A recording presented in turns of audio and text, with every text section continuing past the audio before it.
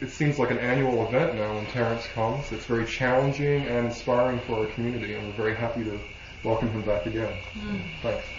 It's good to be here.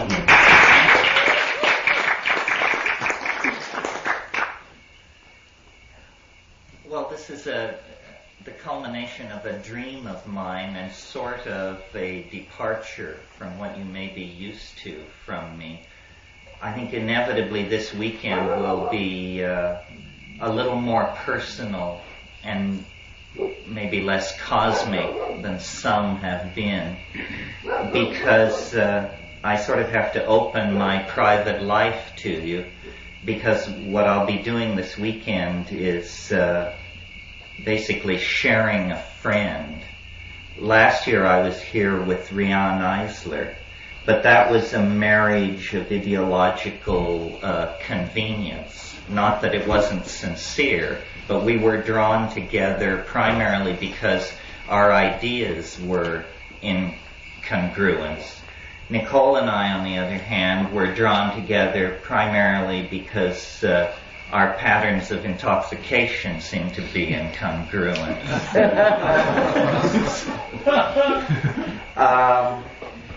We're going this weekend to talk inevitably a lot about the Amazon, the crisis of conservation in the warm tropics, vegetable medicine. Nicole is a world expert. She's spent over 40 years in the Amazon after a very complex and fertile time spent in the Far East before that. She's a storyteller, an ethnographer, and a personality of great depth, warmth, and uniqueness. And it's a pleasure to appear here with her. I first met Nicole in 1980 when I was part of an expedition to the Amazon that involved Wade Davis of Serpent and Rainbow fame, and my brother and Dennis and some other people from the University of British Columbia. And I had read Nicole's book, The Witch Doctor's Apprentice. This tells you something. This lady got in on it so early that shaman wasn't even a word, let alone a buzzword, when the first edition of her book came out. And I quickly discovered in Iquitos in 1980 that all roads seemed to lead to Nicole. If you wanted something done, if you wanted to meet somebody, if you wanted an obstacle cleared away with the Peruvian government or the university, Nicole was the person to see.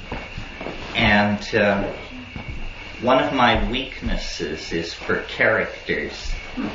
And I've collected them in all times and places.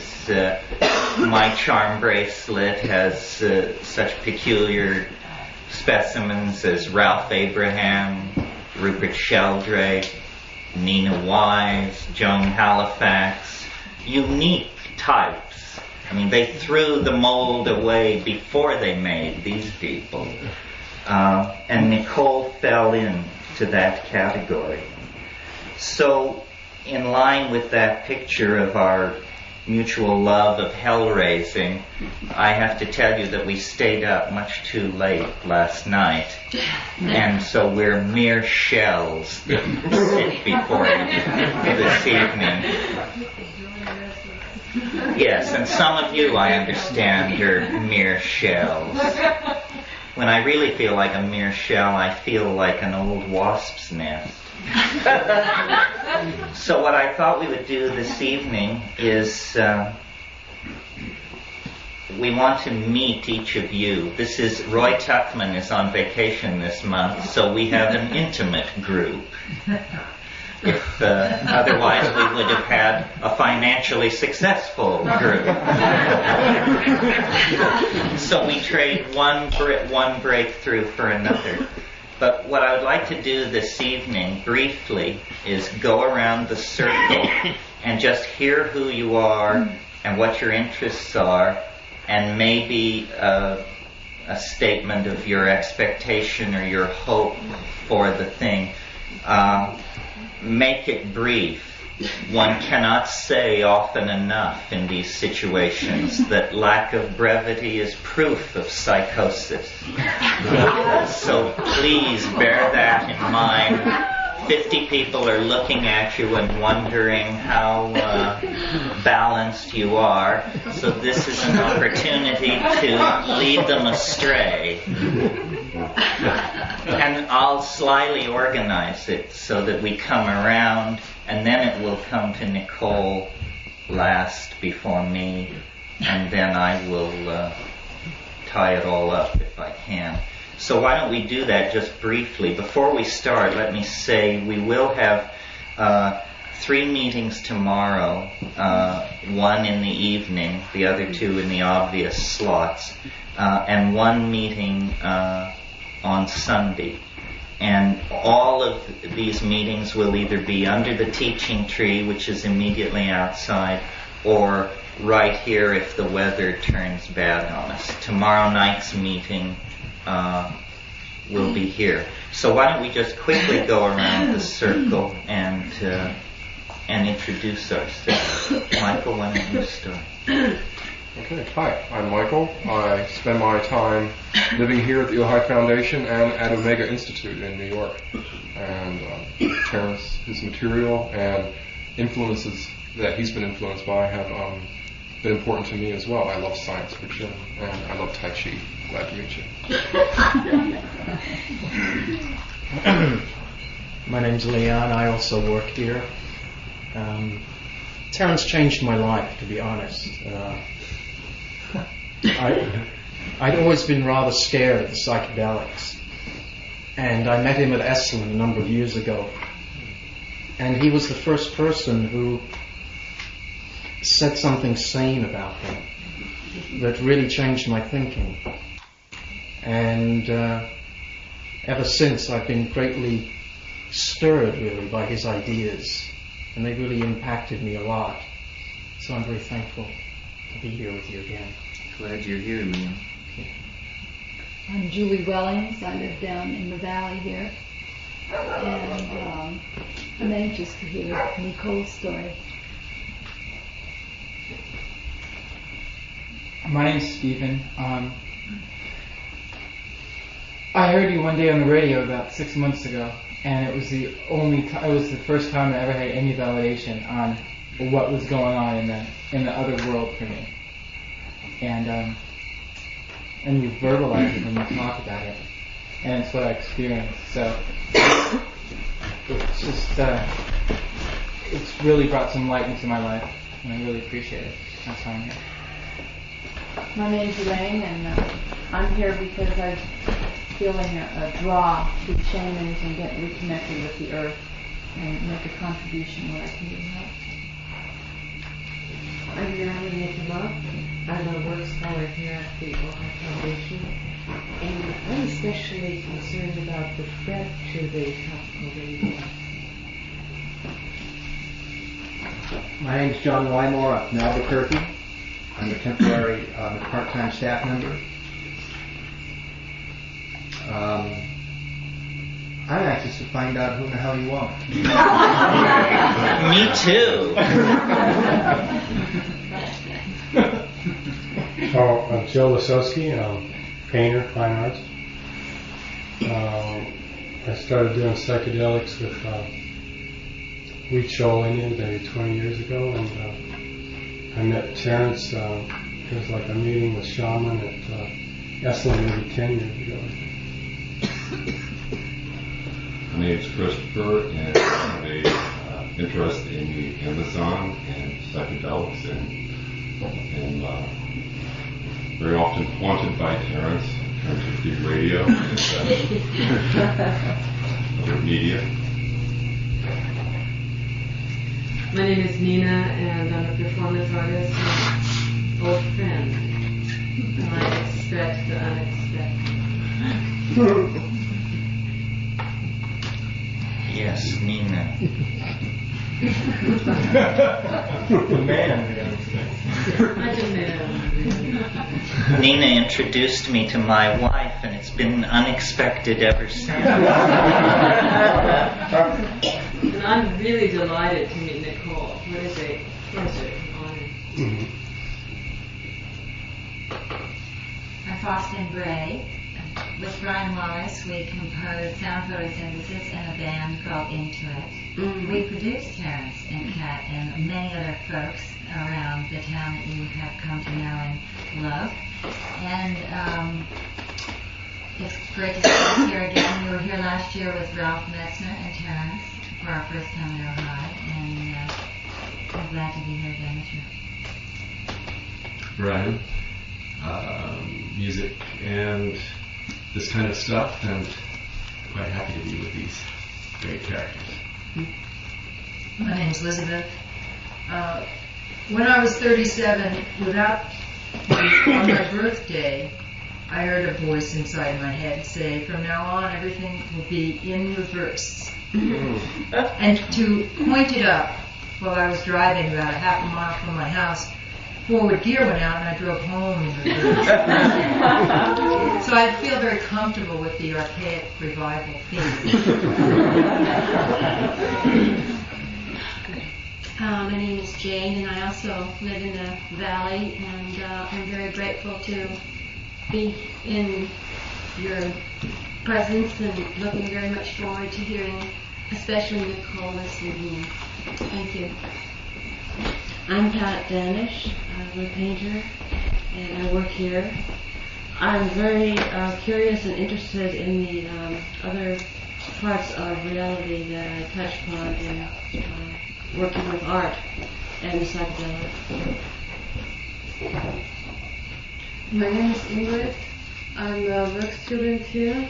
I'm coming from Vienna, Austria, and I'm here in your workshop because I have heard many interesting things about Nicole and you, crazy things, and now I will find it out myself what is true about.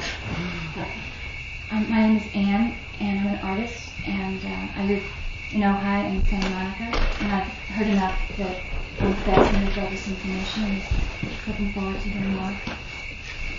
My name is Kevin, and I came because I got somehow I got on the mailing list, and they sent me this out, I looked through them, and this one looked really interesting. So I have no expectations. I heard Terence speak once down in Los Angeles, and that was interesting. So I'm looking forward. Well, if I'm looking forward to it, then that's an expectation. But yeah, I'm looking forward to it anyway. Welcome. My name is Gary, and I work here at the Ojai Foundation. One of my interests, I guess, would be what the source of hallucinations are, or where they come from, and what sort of structures in the mind and how they got there.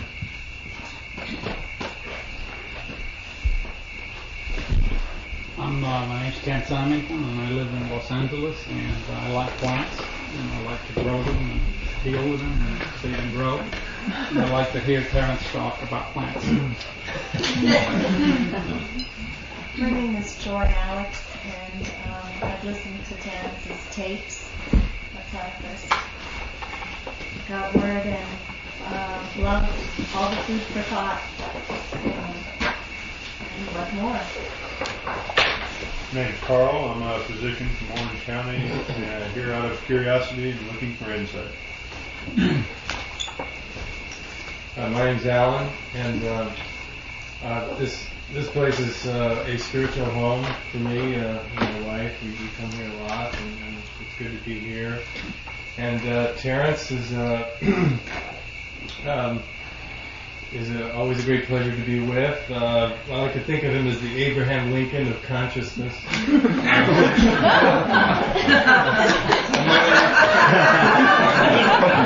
Among other things. And it's particularly exciting to have an opportunity to meet Nicole and have a chance to spend some time with the two of them together. Finished. I'm Marion. I'm an old friend of Terence's, and I'm happy to meet Nicole. And I'm interested in the stories about the forest and the Amazon. Good. My name is Randy, and I'm not familiar at all with Nicole, but I'm familiar with Terence's and the Amazon, and we're looking forward to everything we haven't heard yet, I guess. I think we've heard quite a bit. You've heard quite a bit already.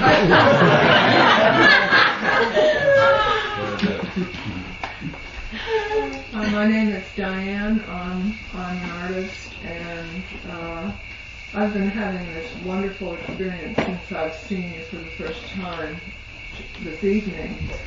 We've been listening to True Hallucinations, and I've seen your photograph, and something, well, some very strange phenomena is going on for me, because hearing you speak, I mean, I heard you speak as I was going down the path. In my head, it's sort of full of your words, but it was coming from a speaker. And I don't know if I'm explaining this right, but it is a very strange phenomenon, a true hallucination. He lives. Hi, I'm Max August. I'm a therapist, and I'm interested in consciousness and what time, space, and reality are all about. And it seems like you have some things to say about that. My name's Daniel Siebert, and I'm a plant grower, and I run a partnership with a girlfriend in a sweater business, and I received an itinerary of Terence's a couple of months ago, and there was an asterisk next to the Nicole Maxwell event, and down at the bottom it said, "Should be very interesting." So that's why we're here. My name is Ellen, and I design sweaters, and Daniel left out part of what he does, which is he has a magical plant business, and we're very interested in plants from the Amazon and with psychoactive effects.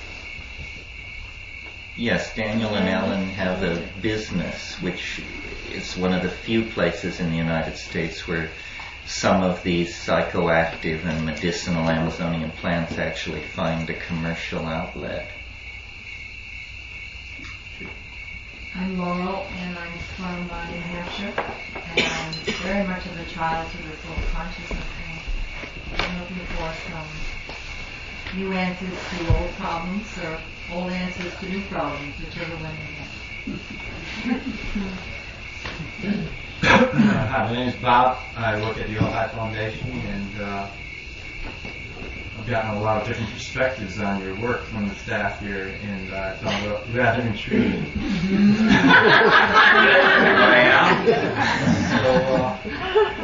So it seemed like something I'd like to hear more. My name is June, and I'm here because I like being with people of like mind. And I'm very interested to hear both of you speak. I write, therapist, and do artwork. I think I'm in very good company. I'm Candace, I'm an artist as well, a sculptor, and interested, I heard Terence on KPFK for the first time, and wrote to the Ojai Foundation for tapes, and that's how I came here to do this whole program. And what Terence has to say has fascinated me because of where I go when I'm doing my artwork, and what state of mind that I get in to do my artwork seems to have a great deal of camaraderie with what he speaks about. My name is John. I live here at the foundation. I'm interested in the nature of the mind, especially the mind, before it became so overloaded with symbols. And at this time, I don't think we have the possibility really to look at that mind without looking through the veil of symbols. And I'd like to see through shamanism, which goes back perhaps 40 or 50,000 years, a time when maybe the mind was much more quiet. through that, maybe I can find something out a little bit more about the mind. I'm Joan. Thanks to Nina, I met Terence about 15 years ago, and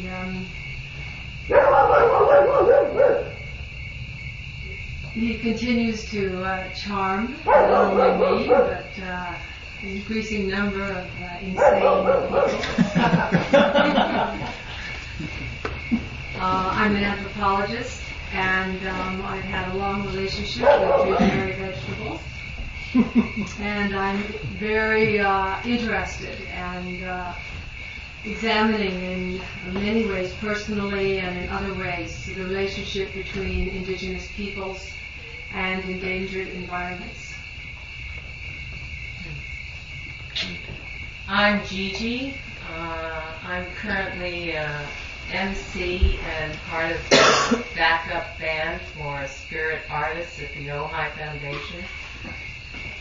I am interested in, I would say, events and people, ideas, experiences that help deepen our sacred relationship to plants, to all life.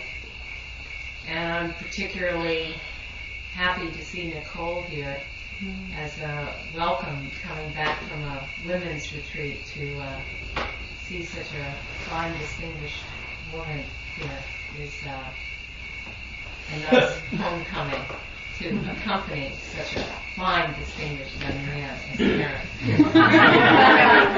What an Irish tongue you've got. My name's Jim. I'm a part of a small company that develops socially responsible business ventures.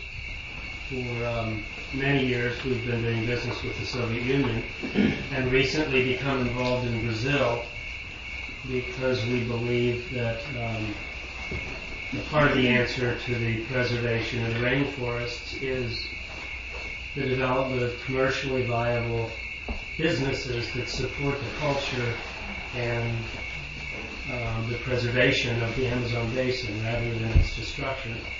So I'm currently learning all I can about the Amazon basin to apply our business acumen to this whole task. My name is Laura Jensen. I'm a contemporary artist. I've worked with visionary substances for 20 years. From South America also. On the path and studying shamanism for the last 2 years. And I'm looking forward to your new insights. And thank you for being here.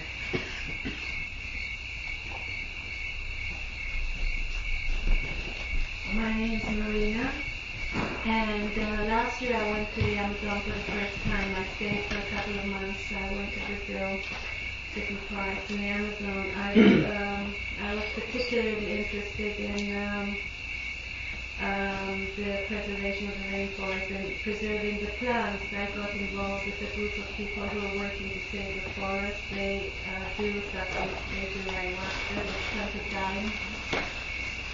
And so I've been working with them for the last year, and particularly interested in medicinal herbs, and that I've been registered nurse in many years in Africa, also in different parts of the world.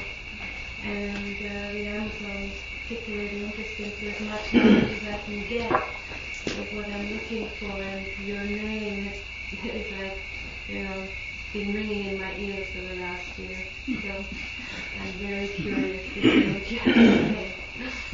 I'm very glad to be here. My name is Janet. I live here at the Ojai Foundation, and I'll probably be taking some of your meals. And I came here tonight to hear some stories. My name is Lynn Radcliffe. I've recently come from the East to join the staff at Ojai doing program work. And I'm a peace and justice activist from a long time, and that includes justice for the environment I'm glad you're both doing your work for it. And I'm always glad to see gutsy, avant-garde, way out ahead women. So I'm really glad to see you there. You're a good role model. Thanks. My name is Pat. I live in Malibu and a cave in New Mexico. And I love the psychedelic realm, and I love to hear you speak.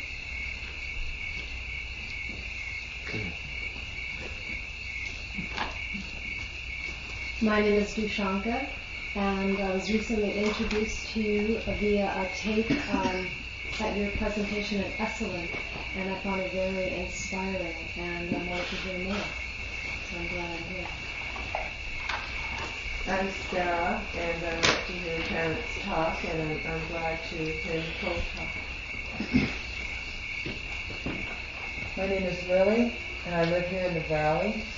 And I have an interest in the Amazon and hallucinogenic drugs from way back.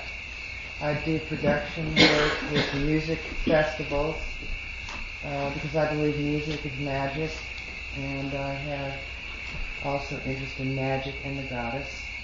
And I love to hear Terence speak because it always makes me laugh, and I always learn something, and I thank you for that. And I'm looking forward to hearing you, Nicole. My name's Lynx, and I'm happy to be here, and haven't heard either of you speak before. Looking forward to it. My name is Bob, and I recently heard Terence up at Esalen give a weekend series of talks, and I sent Dushanka that tape.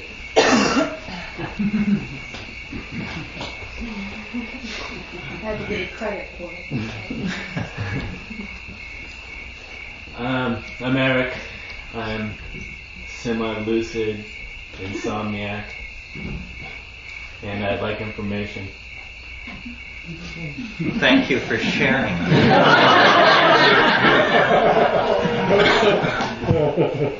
My name is Tom.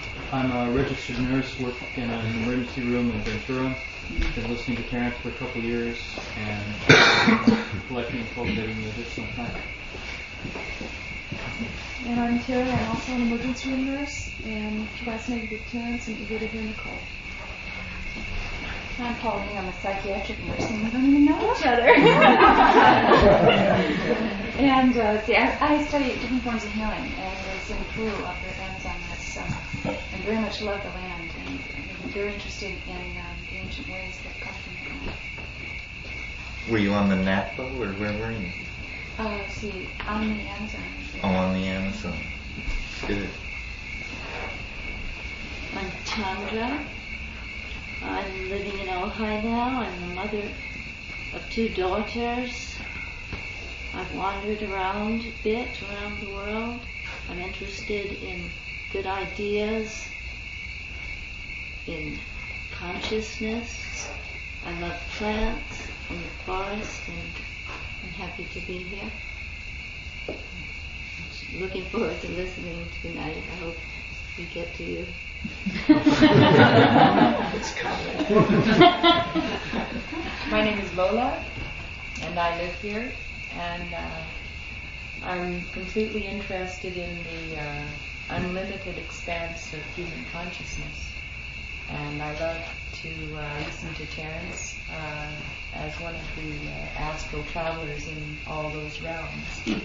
So I'm happy to be here, and it's a pleasure to meet Nicole as well.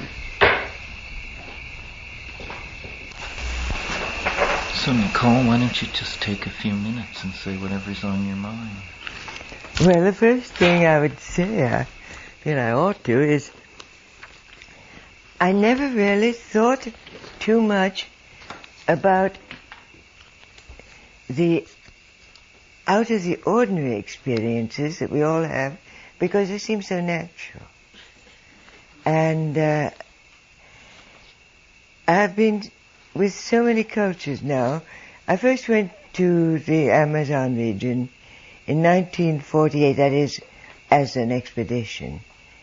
And that was not at all for the purpose of getting medicinal plants. I wanted some excitement. I got it. And, But the one thing about that was I got hooked on jungle. It's the only thing I've ever been really addicted to. But I can't stay away too much. I get restless. And it does that to some people because, you see, it is an entity. It is not just a bunch of trees and rivers and mud and bugs. It, to me at least, and to most of the people who live in it, I'm thinking of the primitive people, it is a very definite personality. And it has power. And so that is why I have to keep going back. My first trip did it. I got into a tribe who'd never seen a white skin before. They didn't think much of it. They took my hand and went this way. And then they said something and everybody broke up, just howling. And I kept saying to my guide, "What'd they say, Alfredo? What'd they say?" And Alfredo was laughing so hard he couldn't say. But he finally dried his eyes and said, "He says, that isn't white paint, it won't come off. She's really got skin like a fish and eyes like a fish belly, and she's hideous." So that went my ideas of being the white queen of the jungle. And after that, I learned that these people were very different from other people I've known in that you could really trust them anywhere. I was with a group of heroes. They're the ones who cut off the heads of people that they kill in battle and then shrink them. It's quite an easy matter. It's nothing particularly magical. They boil the head a little bit and then make a slit up the back and peel the skin off, delicate cutting around the cartilage, and sew it up again and then fill it with hot rocks, and smaller and smaller hot rocks, and then finally sand, and they sort of model it, and you get a nice little shrunken head called a Sansa. And so well,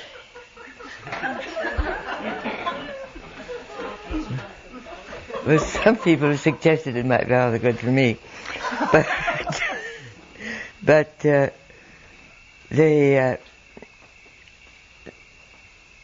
were. This was my first encounter with primitives, except for a very brief one in Laos, in Indochina, as it was then. And I discovered they wanted everything I had, of course. Safety pins were the greatest, the most popular.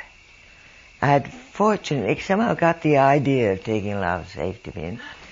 And since the women wear a dress that goes a piece of cloth wrapped around and brought over one shoulder, rather chic, and fastened here usually with a thorn, safety pins combining the elegance of jewelry with modern technology were a great success. And they also rather sometimes wanted cloth. They weren't so sure. I'd taken a lot of gaudy stuff in. And, but they didn't, mostly they wear brown. Stuff they weave out of the native cotton. Cotton grows all over the place. And then dye brown and make into their clothes. But I could leave everything I owned spread out because you're always getting wet in jungle, getting rained on, or your raft. I was on a raft for that one because we'd gone through some rapids you can't take a canoe through. And everything out to dry, and I could go away all day, and they wouldn't touch a thing. They're very, very honorable. In fact, honor is all they've got, you see, because they have any possessions in a short time will get mildewed, or they'll be eaten by bugs, or they just plain rot. And so you can't be anybody important by owning things. You have to be it. You have to be the best hunter or the best warrior or whatever. And it works out rather well until our people come along and teach them lots of other things. But that was the first trip, and I learned to respect and admire these people very much. And I had to keep going back. And so I'd been hearing about medicinal plants all the time I'd been in South America, which was by then 3 years, and that the Indians had wonderful remedies, and I didn't believe a word of it. I'd had a year and a half of medical school. And these savages couldn't know anything that my professors didn't know. That's what I thought. And it took me 3 years, I seem to be a slow learner, before I could accept that. They did have some remarkable things, and only then, because I fell on my machete and got a big gash in this arm. And I have a slight tendency to be a bleeder, and I was out in the bush, not very far from the house, and put on a tourniquet of a vine, and came back, and the interpreter, who was the administrator, that this was a property owned by the widow of a Peruvian who happened to be a gal from Brooklyn, and it was way out of nowhere. It took the record for getting there by canoe was 5 days. And the borders of the property were one range of mountains and a river over here and that way. And so, but here I was bleeding all over the place, and they brought out a bottle with some tree sap in it, and put some on, but of course when you're bleeding like that, nothing will take. It doesn't stay there. And so they said, you have to drink some of this. And, well, I didn't want to be rude, so I drank it. It was the most horrible, acrid, made your mouth pucker, and in 3 minutes, about 3 to 4, I would say, the bleeding had quite stopped. And that was kind of interesting, so I thought, I had plenty of penicillin, I didn't have to worry about infection. But they told me that putting this stuff on it would stop any infection. So I thought, I'll see. And I put a few pieces of adhesive across it, holding it together, but I could see in between, because it got quite dry. And there was never any infection. There was practically no inflammation. In the morning there was a neat scab, a very narrow one, and it healed in a little less than half the normal time, leaving only a very slight scar. So then I had to do a little rethinking and decide that my nice arrogant position of our superiority in medicine would do a little reviewing. And from then on, I went after medicinal plants, and I found they have so much. And their psychedelics are just as important. As a matter of fact, I think there are rather more of them than is generally recognized. Even tobacco. Chewing tobacco and swallowing it is very hard on the stomach, but you will hallucinate. I don't recommend it though, because there are far pleasanter ways. And they use those hallucinations so very routinely. They'll tell you, well, I didn't know what to do for my son, he was so sick, so I took ayahuasca. I mean, sometimes it was just one person alone in the jungle. Or I took any one of a dozen. And I saw a ghost tigre attack my son. That's what happened to him. Or something like that. And it is so much a part of the life that you stop thinking of those things or the medicines as particularly remarkable. They're there, and you use them as you would use soap or any ordinary thing, but with greater respect. There is a very definite need that is manifested to respect the things you use, especially the psychedelics. I remember the first time I took home a piece of ayahuasca to plant in my garden. The shaman who gave it to me was a very nice friend of mine who lives quite near Iquitos in Picuruyaco. You've been up there, haven't you? And they have it's a little village, mostly of mestizos who, being, most of them aren't too far from a tribe themselves, and Nouveau Civilisé is very much like Nouveau Riche. They have great contempt for the poor, and the poor in what we consider culture. And so the Indians there are about 8 of them, Yagua, and Witoto mostly, and Bora. And they stuck together, and they took their things to the market and all that. And I didn't realize when I first got acquainted with them that 3 of them were shamans. And I didn't know that until one day one of them came to my house, and it was Vicente, who was quite old, and he was blind.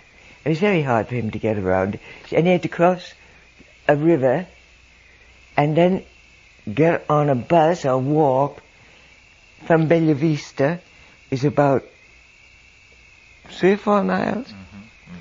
And he had a little boy guiding him. It was raining. So I realized this was not just a dropping in to see a friend. And he sat down and he said, "You have to save me." And I said, "Well, what do you mean? What can I do?" He said, "They will arrest me for murder." And I said, "Whom did you kill?" And he said, "I didn't kill anybody. It's Belisario." He said, "You know, I'm a witch." I hadn't known it. And he said, "Belisario's a witch too, and he's off on a trip somewhere." He had gone up the Marañón River, and Belisario had died. He got sick and died while he was there. And he said, "You know, I know that they will say that I put a spell on him, and I sent a dart at him, and the police will come and get me and arrest me for murder." It is that matter of fact. And so I said, "No, oh no, they won't." And finally I had to say, "All right, I'll speak to the general about it. And I'll tell him you didn't do anything." And then he was at ease. But it's that much a part of the ordinary texture of everyday life in a great part of the population there. And so you get a little used to it, and you sort of accept it as, well, that's part of life. And I think it would do us all rather a lot of good to consider the possibilities. What do you think? Sounds good, Nicole. I'm not going to let you off the hook so easily. I want to bring a little bit of this out. Your name is really associated with, in the public mind, I think, with the contraceptives that are very much a woman's Yeah, secret. I remember somebody told me if I kept this up, I'd be called Contraceptive Connie. Contraceptive Connie. It's not a title, I think.